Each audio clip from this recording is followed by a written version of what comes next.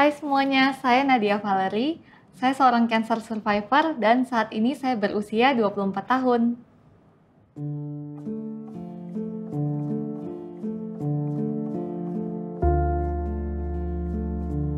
Pertama kali saya mengetahui bahwa saya menderita kanker tentunya sangat berat karena pada waktu itu saya masih sangat muda. Seolah-olah vonis kanker tuh terdengar kayak vonis mati. Kayak ya udah nggak ada harapan lagi buat saya kayak gitu, dan waktu itu pikirnya mungkin bakal mati nih sebentar lagi kayak gitu. Memang Singapura sendiri sudah terkenal pengobatannya di sini bagus.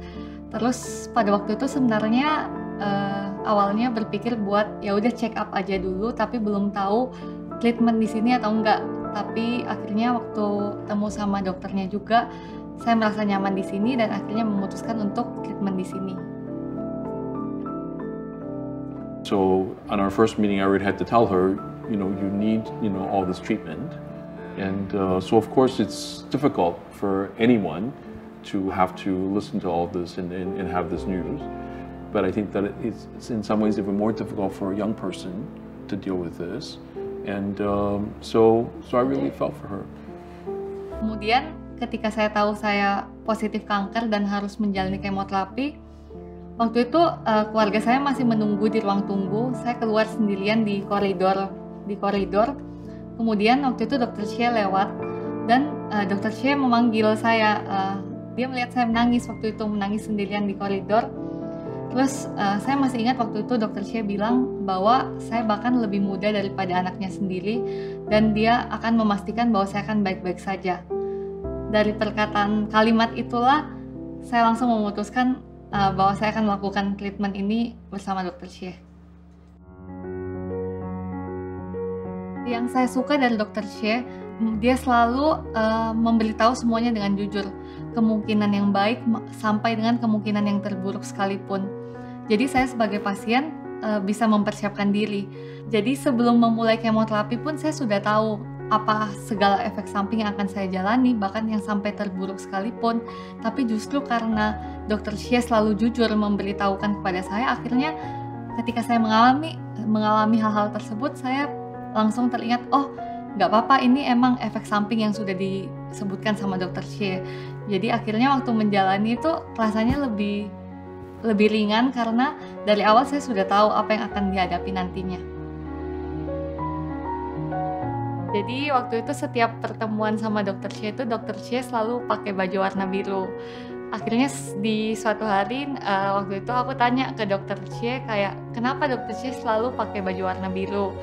Terus ternyata Dr. Xie itu memang hanya pakai baju apa yang disiapkan sama istrinya.